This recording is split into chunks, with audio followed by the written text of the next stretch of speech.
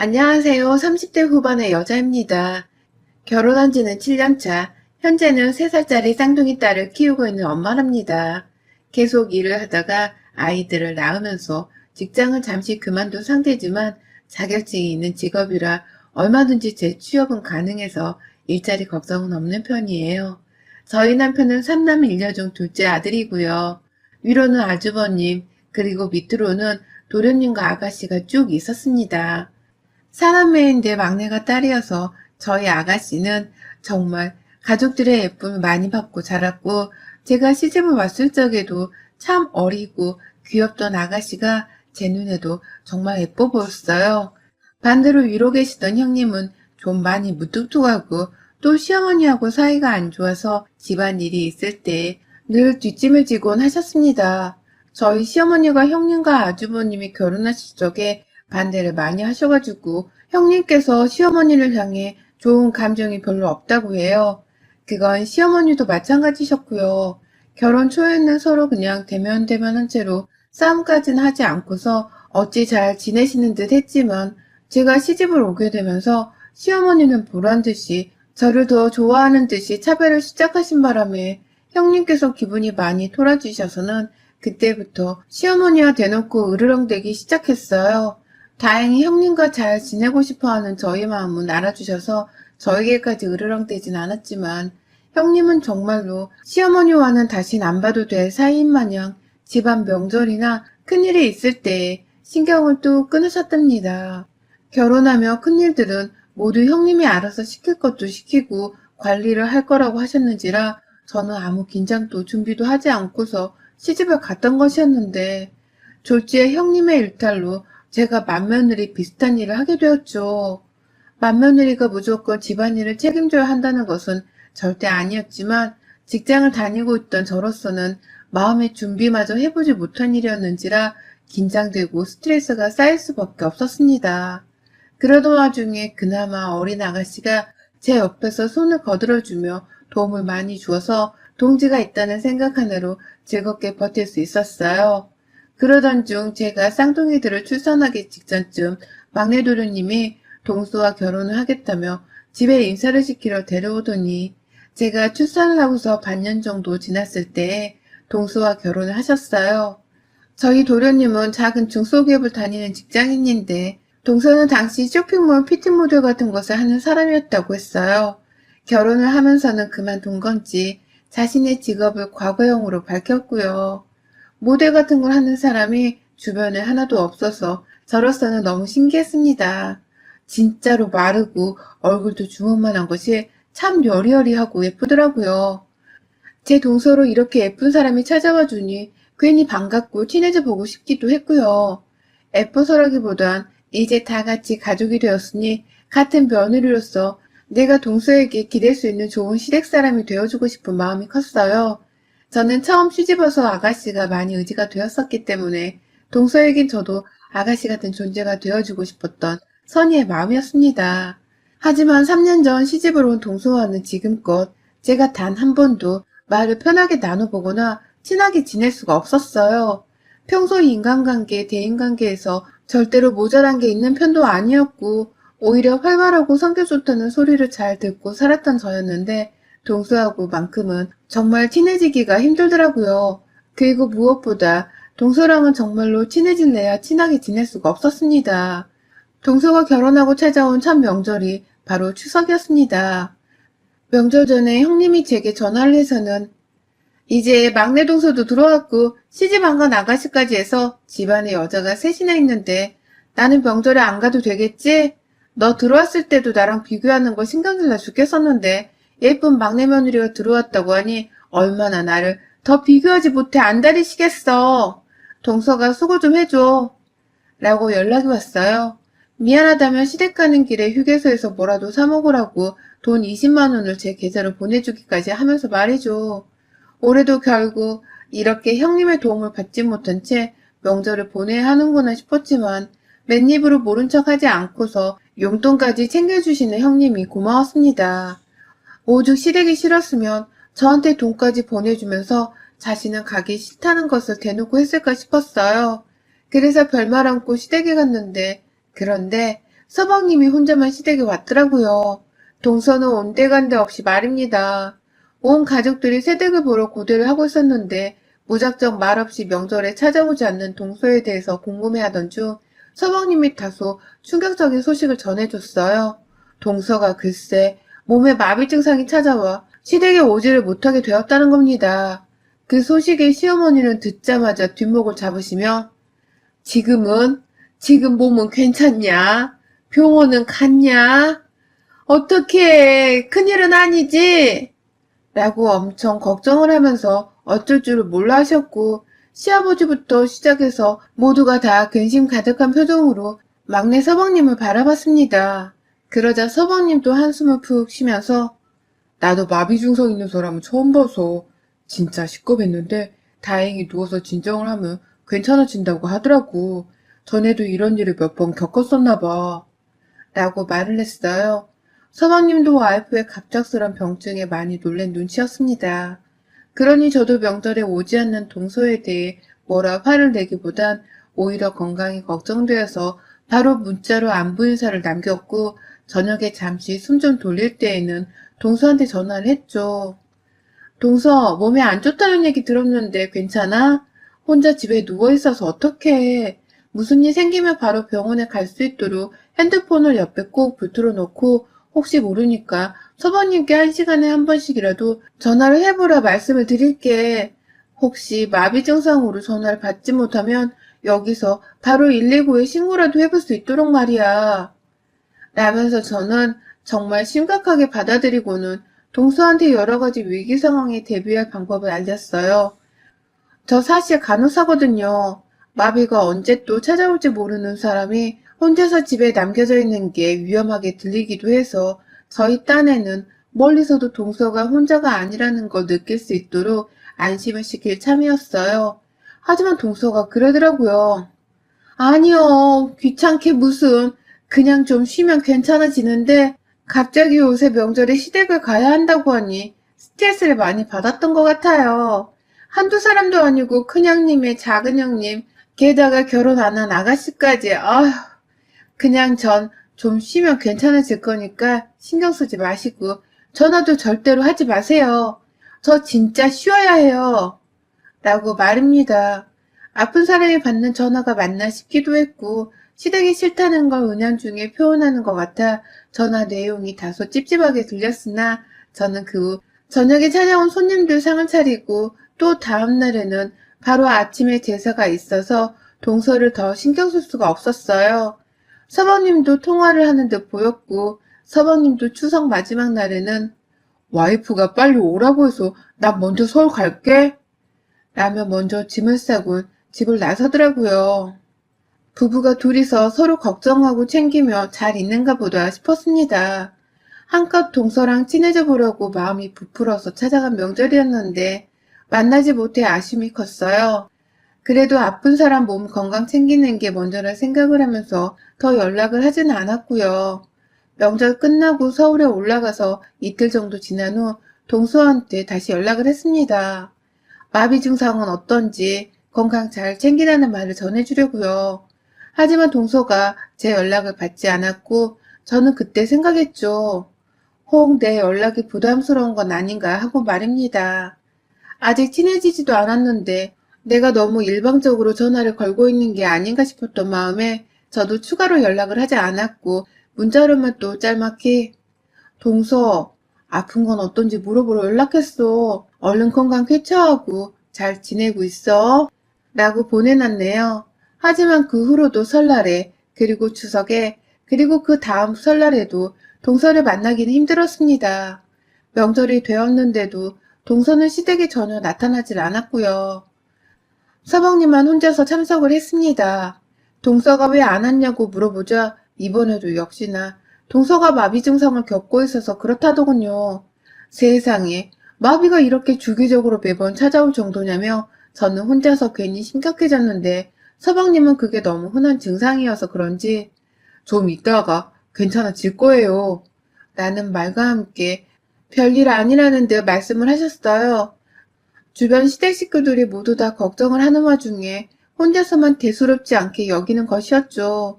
제가 또 전화를 해볼까 싶었지만 동서가 저번에 제 문자를 씹은 것부터 이번에 전화 한 통을 또 받지 않았다는 것에서 저도 좀 감정이 상해 있었습니다.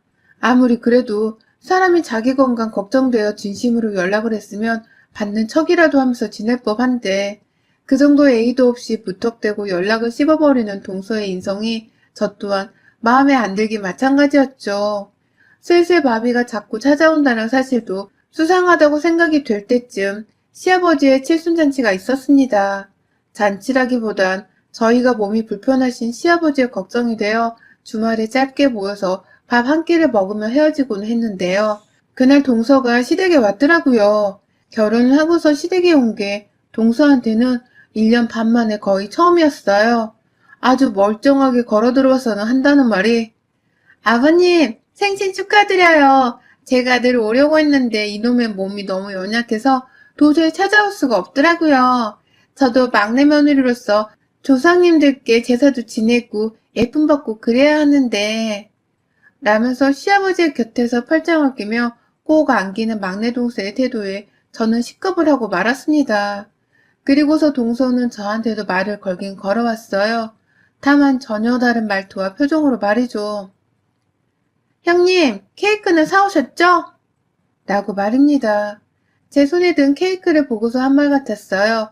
그러니 저도 얼떨결에 여기 라면서 대답을 했고 그러자 동서는 제 손에 든 케이크 쏙 빼가서는 본인이 부엌으로 들어가 케이크의 초를 꽂고는 불을 켜더라고요. 순식간에 시아버지께 생일 축하 노래를 불러줘야 하는 상황이 되었고 제가 사간 케이크는 동서의 손에 들린 채로 시아버지 앞으로 가 있었어요. 시아버지는 막내 며느리가 역시 애교가 많네. 예쁘니 뭔들 못해. 라면서 동서의 손이 케이크에 촛불을 끄셨고 아주버님과 서방님 그리고 저희 남편까지도 우르르 박수를 치면서 동서에게 센스가 라며 엄지를 치켜 세웠어요. 전 졸지에 제 돈 쓰고 케이크 사가 놓고선 뒤에서 지들끼리 즐거워하는 시댁 식구들을 보고 있어야 했고 저희 딸아이는 노랫소리에 보채는 바람에 달래주느라 뒷방 신세로 전락을 해버렸습니다. 그 사이에 아가씨도 뭔가 찜찜함을 느낀 건지 저 언니 아픈 사람 맞아요? 라면서 저를 도와 아이들을 봐주겠다며 방 안으로 들어왔고 역시나 생일날 참석을 하지 않은 형님은 그 와중에도 깜깜 무소식이었죠. 그리고 점심밥을 차려야 하는 시간 이미 시어머니가 대다수의 음식들을 차려 놓으셨고 제가 어떻게든 하나 해보겠다며 옆에서 어머님을 거들어 드리고 있었어요. 안 그럼 그 노인네 혼자서 오만 식구들 상을 다 차려놓아야 했으니까요. 그런데 아무리 기다리고 또 기다려도 동서가 부엌 안에 들어오질 않는 겁니다. 저도 이해해요. 여자가 부엌에 들어와서 일을 무조건 거들어줘야 하는 것도 아니고 아버님의 자식들인 이 집 남매들한테 일을 시켜도 된다는 것을 잘 알고 있었습니다.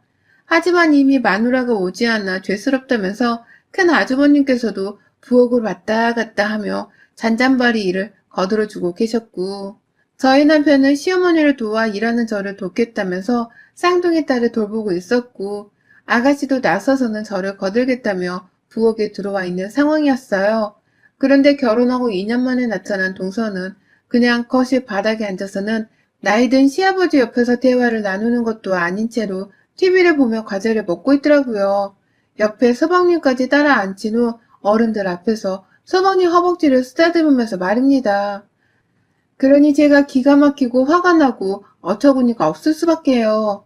결국 그날 좋은 날이라며 저는 동서에게 그 어떠한 불만도 내비치지 않았으나 동서는 처음부터 끝까지 부엌에는 단 한 번을 들어오지 않았습니다. 하다못해 바로 앞에서 시어머니가 다 먹은 그릇들을 치우겠다고 허리를 굽혀들고 계신데도 불구하고 거기다가 제 그릇도요 라면서 자기 그릇 하나를 시어머니께 주더라고요. 그 순간 시어머니도 얘가 뭔가 싶으셨는지 동서를 빤히 쳐다보셨고 옆에서 덩달아 모든 식구들이 동서를 쳐다봤지만 동서는 아랑곳하지 않았어요. 오히려 저 이거 너무 맛있는데 남은 거 있으면 좀 싸주세요.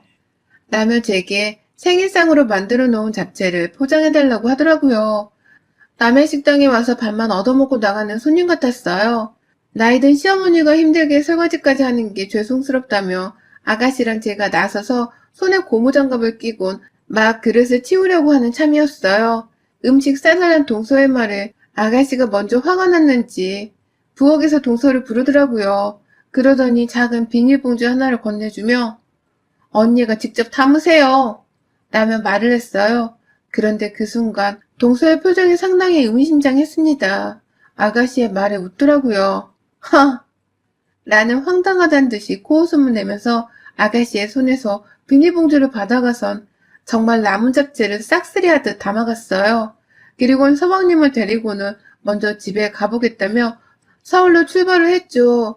기분이 나빠도 너무 나쁜 동수의 태도에 괜히 재수가 없었습니다.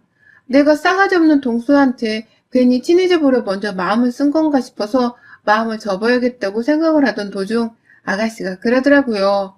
다가올 설날에는 또 마비 증상이 있다면서 집에 제사를 지내러 오지 않을 게 분명하다고 말이죠.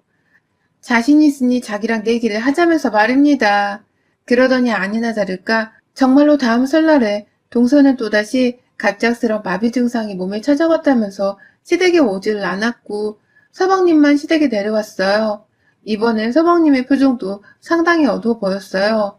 그 바람에 시부모님은 또 무슨 병치레를 하는 거냐면서 막내 동서를 엄청나게 걱정하셨고 슬슬 저희 남편도 진짜 큰 병이 아니냐면서 동서를 걱정하더라고요.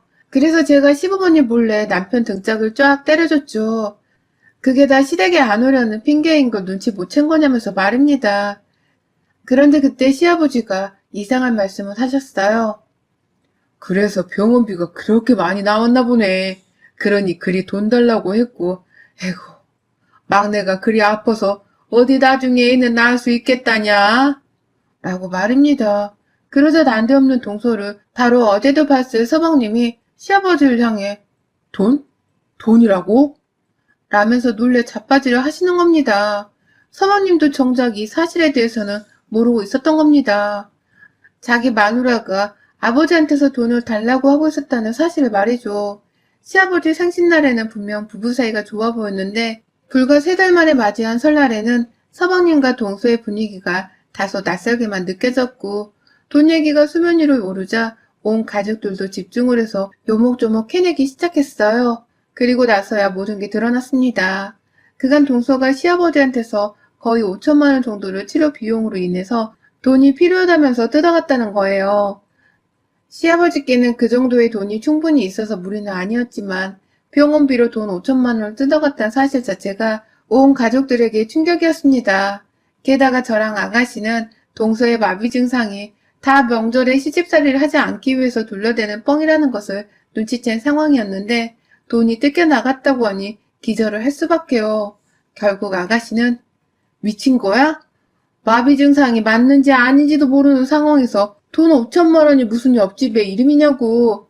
막내 오빠, 오빠도 말 좀 해봐. 마누라를 옆에서 가장 가까이서 본 건 오빠잖아. 내가 보기엔 마비 증상이라는 게 숨 뻥 같던데. 우리 집에 안 오려고 둘러댄 언니 거짓말 아니야? 그런데 돈 5천만 원을 가져갔다니 이게 도대체 납득이 가는 상황이야? 라면서 자기 오빠를 향해 이럴 순 없는 거라며 막 화를 내기 시작했습니다. 저번 아빠 생일 때도 손 하나 까딱하지를 않고서 오빠 허벅지나 만지작거리며 가만히 놀고만 있더니 아니나 다를까 명절에 또 마비 증상을 들먹이며 농땡이를 까고 있는 게 아니냐고. 그런데 뒤에서는 우리 아빠 돈 5천만 원을 꼬가고 있었냐면서 아가씨는 급기야 서방님의 앞으로 찾아가 삿대질을 해대며 쏘아대기 시작했어요. 그제서야 시어머니도 그간 집에 찾아오지 않다가 시아버지 생일에만 보란듯이 찾아와서는 생일 케이크까지 불게 하며 애교를 부렸던 것. 그리고 시아버지 옆에서 꼭 붙어 앉아서는 내내 놀고 있었던 것이 다 그놈의 돈을 꼬기 위해 시아버지한테 잘 보이려고 그런 게 아니었냐면서 화를 내기 시작했어요. 점점 끓어오르다가 확 폭발을 하는 화산 마냥 시어머니가 딱 그렇게 뚜껑이 열려서는 서방님을 향해 이실 짓고 하라고 혼을 내기 시작하셨죠. 막내 아들이라서 둘째인 저희 남편이나 아주버님보다도 훨 편하고 친근하게 대하며 아끼시던 시어머니셨는데 졸지에 부모를 기만한 자식이라면서 아주 홍군형을 내주겠다는 표정으로 서방님은 닥달하셨습니다. 그 바람에 서방님 자신도 뭐가 뭔지를 잘 모르겠다며 한참 고개를 숙이고 있다 말하더라고요. 나도 당연히 마비 증상 있는 줄 알았어. 명절 전만 되면 손을 갑자기 막 떨고 자다가 다리를 막 떨고 그래서 분명 마비가 맞다고 생각해서 집에서 쉬라고 내버려 둔 것이었는데 이상하게 나도 기분이 찜찜하더라고. 밖에서 일도 안 하는데 명품 가방을 떡하니 사오질 않나. 명품관에서 쇼핑을 하질 않나. 내 월급은 그 정도로 커버해줄 수가 없는데 어디서 그렇게 돈이 나오나 싶어서 설마 전에 하던 일을 또 하는 건가 라면서 말을 하다가 갑자기 말실수를 했다는 듯이 입을 꾹 막아버렸어요. 눈빛이 아차차라고 하면서 어쩔 줄을 몰라 하고 있었고요. 전에 하던 일? 라면서 아가씨가 서방님의 말을 놓칠세라 바로 반문을 했습니다. 전에 하던 일이 뭐였는데? 피팅 모델을 했다고 하지 않았어? 라면서 물어보는 아가씨의 말에 저도 질세를 합세를 했어요. 피팅 모델을 하면 원래 그렇게 돈을 많이 버는 거예요? 밖에서 촬영을 하느라 힘들어서 몸에 마비 증상이 왔던 건가? 그러면 몸을 생각해서라도 일부러 그 일은 하지 않아야 하는 게 맞는 거 아니에요? 라면서 막 쏘아댔죠. 그러자 서방님 한참을 말문이 막힌 채로 어쩔 줄을 몰라 하다가 불안하다며 빨리 말을 해보려는 큰 아주버님의 말씀에 겁에 질려 실토를 하더라고요. 아니 그게 그러니까 와이프가 피팅 모델을 한 건 아니고 그냥 술 같은 거 마시는 일을 한 건데 분명히 일을 그만두고 나서 나랑 약속을 하고 결혼한 건데 최근에 다시 돈 씀씀이가 커지니까 나도 진짜 이게 어떻게 되어가고 있는 건지 모르겠어서 미칠 노릇이야. 이번 설에도 멀쩡하다가 갑자기 설 전날 밤에 다리를 또 떨더라고. 마비 증상이 분명 맞아 보이길래 쉬라고 하고는 나 혼자 집에 오려고 차에 올라탔다가 혹시나 싶어서 와이프 걱정에 다시 집 안으로 들어가 보니 글쎄 맥주를 까고 있는 거야. 딱 그 순간에 나랑 눈이 마주쳤는데 쎄한 거야. 설마 마비 증상이 다 쇼였나 싶어서. 라고 말입니다. 세상에 보통 내기 여자가 아닌 줄은 알았지만 술집에서 일하는 여자였다니. 서방님이 둘러대면서 술 같은 거 마시는 일이라고 표현을 하긴 하셨지만 저와 아가씨 그리고 남편과 아주버님은 단번에 눈치를 챘습니다. 동서가 술집에서 일하는 술집년이라는 것을 말입니다. 어쩐지 어른들 앞에서 서방님 허벅지를 쓰다듬는 스키를 시전할 때부터 스킨십의 보통 내기는 아닌가 보다 싶었습니다. 내가 사간 케이크를 뺏어다가 시아버지 앞에서 눈웃음을 살살 지으며 축하 노래를 부를 때에도 저거 정말 보통 여우가 아니다 싶었습니다. 명절만 되면 귀신같이 마비 증상이 찾아오는 것도 정말 눈에 빤히 보이는 거짓말인데 속아주는 척 참고 있었어요. 그런데 시아버지의 지갑에서 돈 5천만 원을 치료비 명목으로 털어가다니 이거 정말 대단히 난년이더라고요. 결국 그날 아가씨며 큰아주머니며 저희 남편까지 온 식구들이 합세를 해서는 동서를 가만두지 않겠다고 선전포고를 했어요. 저희 시아버지가 가진 땅이 많으셔서 자식들은 평범하게 산다고 하더라도 물려받을 재산이 많은 상황이었거든요. 그걸 결혼하고 명절에 한 번 찾아오지도 않는 그딴 며느리가 5천만 원이나 먼저 땡겼었다고 하니 다들 화가 미칠 노릇이었던 거죠. 하다 술집년이라는 사실에 괘씸하고 사기를 당했다 싶기도 했을 것이고요. 결국 그 자리에서 시아버지의 주도하에 온 가족들은 서울로 갔습니다. 저희 가족차 그리고 아주버님네 차, 서방님들 차로 온 시댁 식구들이 나서서는 서방님의 집으로 향했고요. 졸지에 한두 사람도 아닌 식구들이 우르르 동서네 집으로 몰려서는 쳐들어가 버리고 말았죠. 참 동서도 가관이었습니다. 서방님이 언제 집에 오실 줄 알고 온 집을 아주 맥주랑 안주로 쑥대밭을 만들어 놨더라고요. 마비 증상이 와서 아프다는 사람이 이제 보니 내내 명절 때마다 이런 식으로 술바람이 나서는 혼자 편하게 쉬면서 시아버지한테서 받을 돈은 돈대로 빼내가고 있었던 것입니다. 아프다는 말에 계좌이체를 해줬다가 당했다는 걸 안 시아버지는 뒷목을 잡고 쓰러지려 하셨고 시어머니는 우리 집을 얼마나 우습게 봤으면 라면서 동서의 안방으로 들어가 명품 가방들을 뺏어왔어요. 옆에서 아가씨가 거들어 온 뒷구석을 뒤지면서 통장이며 도장을 시아버지 앞에 가져왔고, 저는 저대로 차라리 동서가 시집 오기 전에 시어머니랑 형님이 둘이서만 싸우던 때가 훨 좋았다는 생각으로 눈을 질끈 감았죠. 동서는 졸지에 자신의 상태가 아주 멀쩡하다는 것을 들켜놓고서도 어떻게든 만회를 해보겠다며 갑자기 발을 절더라고요. 왜 그러세요? 라면서 오히려 자신이 피해자인 척을 하더니만 보다 못 봐주겠는지 서방님께서 동서의 머리에 꿀밤 한 대를 정말 세게 치셨습니다. 나이 처먹고 좀 적당히 해라. 출신을 못 속인다더니 어디서 공가를 치고 돈을 뜯어갈 생각을 해? 라면서 말을 하자 동서도 그 순간 쇼를 멈추더라고요. 자신의 출신 어쩌고 하면서 과거를 가족들 앞에서 드러내자 수치심에 어쩔 줄을 몰라 했습니다. 결국 동서는 이혼이 최선의 방법이라 생각을 한 건지 자기가 먼저 이혼해줄게 라며 담담하게 헤어지고 끝내자 말을 하더군요. 그 순간 온 가족들은 누구 마음대로 이혼을 해? 라며 동서의 말에 맞받아 쳤습니다. 사기죄로 당장 고소를 하고서는 빌려간 돈을 다 갚아내기 전까지는 절대로 네 맘대로 순순히 이혼을 못 해준다며 시어머니를 포함해서 이번에 저까지 나서서 합세를 하며 인정머리 없는 동서를 비난했어요. 저희 남편은 이미 자기 아는 선배가 변호사라면서 전화를 걸어 현 상황을 이실직고하기 시작했고, 그제서야 동서는 가방 팔고 가진 거 다 팔면 돈 5천만 원을 금방 만들 수 있는데 무슨 고소해요. 라며 어떻게든 고소까지는 가지 말자면서 불쌍한 모습을 보이려 하더라고요. 눈에 눈물 가득 보이기 시작한 채로 지 남편은 어떻게든 꼬셔보겠다며 서방님 옆에서 갖은 아양을 다 떴는데 그 모습에 저는 그만 구역질이 나와 버렸네요. 저런 저렴한 예인 줄도 모르고 난 진짜 마비가 온 줄 알고 연락도 하고 걱정되는 마음에 안부도 자주 물었네. 내가 바보 같았어. 여보, 제대로 고소 준비하고 저런 애들은 아주 단단히 혼을 내줘. 또 남의 귀한 아들한테 들러붙어서 집안에 풍비밭을 낼 줄 어떻게 알아. 우리 집을 끝으로 더는 피해자가 나오지 않도록 제대로 혼을 내자고. 라며 남편에게 단단히 일렀습니다.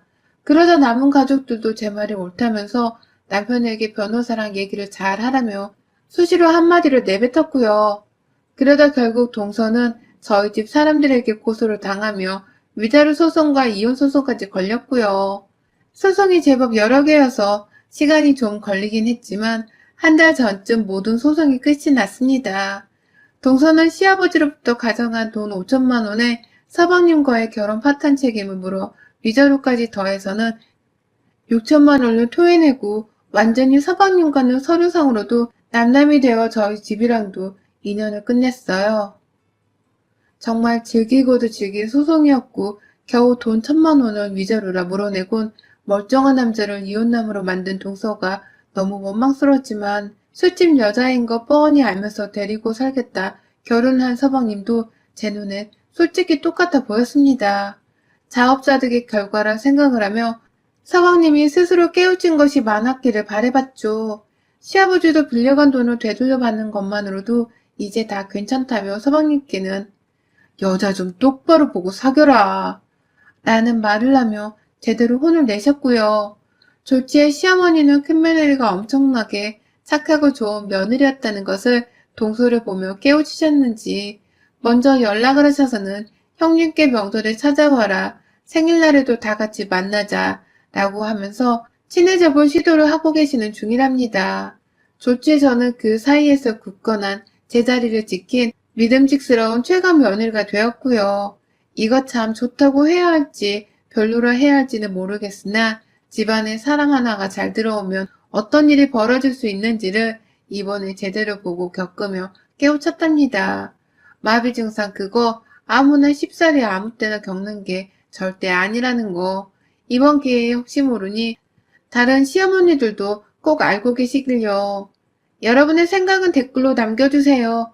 오늘도 시청해주셔서 정말 감사합니다.